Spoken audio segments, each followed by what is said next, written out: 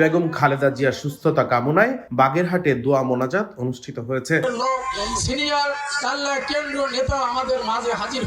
শুক্রবার বিকেলে Khanjahan Ali degree college মাঠে বাগেরহাট জেলা বিএনপি আয়োজিত দোয়া মোনাজাত অনুষ্ঠানে প্রধান অতিথি ছিলেন কৃষি বিষয়ক সম্পাদক শামীমুর রহমান শামীম। এ সময় উপস্থিত ছিলেন বিএনপির কেন্দ্রীয় কমিটির সদস্য অ্যাডভোকেট শেখ ওয়াহিদুজ্জামান দীপু, জেলা বিএনপির সাবেক সভাপতি ও সমন্বয়ক এম এ সালাম, জেলা বিএনপির যুগ্ম আহ্বায়ক শেখ কামরুল ইসলাম গোরা, ডক্টর লায়ন ফরিদুল ইসলাম খাদেম, নিয়ামুল নাসির আলাপ, শেখ শমশের আলী মোহন, জেলা বিএনপির আহ্বায়ক কমিটির সদস্য ব্যারিস্টার জাকির হোসেন, খান মনিরুল ইসলাম, কাজী খায়রুজ্জামান শিপন, ইঞ্জিনিয়ার মাসুদ রানা, পৌর বিএনপি সভাপতি শেখ শাহেদ আলী রবি, উপজেলা বিএনপি সভাপতি সৈয়দ নাসির আহমেদ মালেক, রেড ক্রিসেন্ট ইউনিটের সাধারণ সম্পাদক মাহবুবুর রহমান টুটুল, জেলা শ্রমিক দলের সাবেক সভাপতি ও বাস মালিক সমিতির সভাপতি সর্দার লিয়াকত আলী, জেলা ছাত্র দলের সাবেক সাধারণ সম্পাদক আলী সাদ্দাম দ্বীপ, জেলা স্বেচ্ছাসেবক দলের আহ্বায়ক জাহিদুল ইসলাম শান্ত, মহিলা দলের সভানেত্রী শাহিদা আক্তার।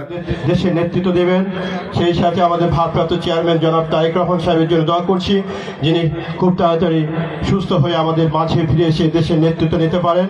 প্রধান অতিথি তার বক্তব্যে বলেন, খালেদা জিয়া 3টি আসনে নির্বাচন করবেন। এর আগে তিনি যতবার নির্বাচন করেছিলেন কোনো নির্বাচনে তিনি হারেননি। আজ খালেদা জিয়া সংকটাপন্ন, আমরা তার সুস্থতা কামনা করি। এ সময় তিনি আরো বলেন, এখানে যারা উপস্থিত আছেন আমি সকলের নিকট দেশনেত্রী বেগম খালেদা জিয়ার জন্য দোয়া প্রার্থনা করছি। এ সময় তিনি আরো বলেন, এখানে যারা উপস্থিত আছেন আমি সকলের নিকট দেশনেত্রী বেগম খালেদা জিয়ার জন্য দোয়া প্রার্থনা করছি। অনুষ্ঠানে জেলা বিএনপির বিভিন্ন স্তরের নেতাকর্মী ছাড়াও সর্বস্তরের জনগণ দোয়া মাহফিলে অংশগ্রহণ করেন।